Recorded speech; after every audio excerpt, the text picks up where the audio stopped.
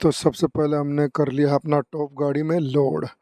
उसके बाद दूसरी टॉप हमने किया है लोड, और ये अपना पूरा जो भी साउंड का था करीब करीब पूरा ही लोड हो चुका है।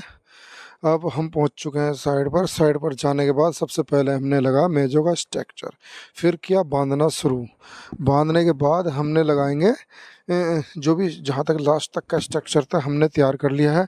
उसके बाद लगाई हमने जो बैकें हैं, गुम्मत हैं, जिससे गुम्मत लगाने के बाद हमने अपनी लगा दी हैं सारी मूर्तियाँ। हनुमान जी, गणेश जी, कृष्ण जी, राधा जी, शंकर जी, भैरव बाबा जी, माता जी की मूर्ति अपनी तैयार होगी। अब लगाएंगे हम मेज। मेज हम इसलिए लगा रहे हैं क्योंकि यहाँ पर हमने लगा रहे हैं टॉप। टॉप का लगा करके हमने इस पर फ्लाइट केस रखेंगे। ये फ्लाइट केस इसलिए रखेंगे क्योंकि वहाँ नाली है, नाली में अपना सेट बैलेंस नहीं बन पाएगा। ये जो आप मेरे टॉप में स्पीकर देख रहे होंगे, इस टॉप में हमने लगा हुआ है 1000 वाट का स्पीकर। इसी की बगल में टॉप के हमने लगा दिए 12 इंची, दो एक के ऊपर एक लगा दिए। फिर उसके बाद दूसरी टॉप का भी नंबर आ गया। ये दोनों टॉप हमने लगा दी लेफ्ट राइट। ये इसमें भी हमने सेम उसी तरीके से स्पीकर लगाए हुए हैं। इसमें भी 1000 वाट का स्पीकर लगा हुआ है प्लस इसमें। और उसके बाद आ जाता है लॉन्ग का नंबर। ये हमने 30 फुट की दूरी से लगाया है, जो कि पीछे से फीडबैक देगा।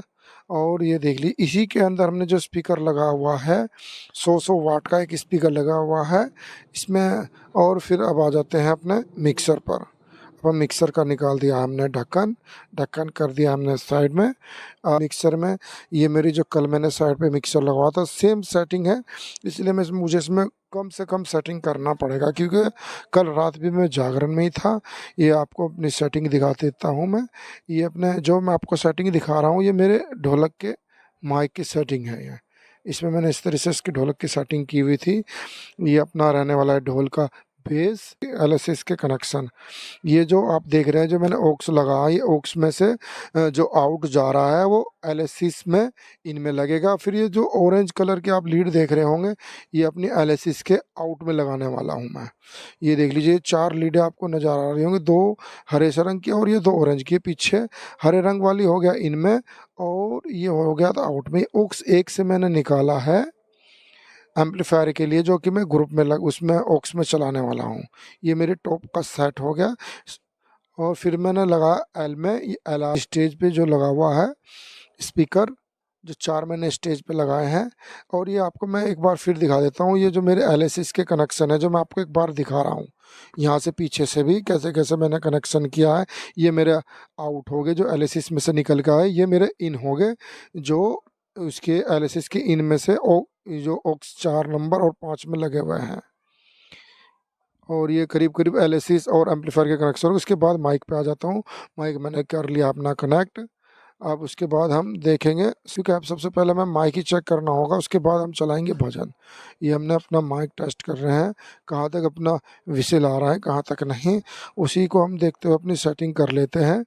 क्योंकि सबसे पहले हमें यही चीज़ नोट करना होता है कि कहाँ पर हम माइक को ले जा करके विसिल आ रहा है कहाँ तक नहीं। अब ये आप देख सकते हैं मैंने 2 इस साइड में जो आपको दिखा है अभी 2 12 इंची लगा हुआ है एक के ऊपर, फिर उसी की टॉप के बगल में 2 12 इंची लगा हुआ है, इसमें भी 100 वाट का स्पीकर लगा हुआ है अपना। और ये देख लीजिए, ये आप दोनों लेफ्ट राइट लगे हुए हैं, एक टॉप इधर है एक टॉप उधर है। पीछे आपको ये लॉन्ग नज़र आ रहा होगा।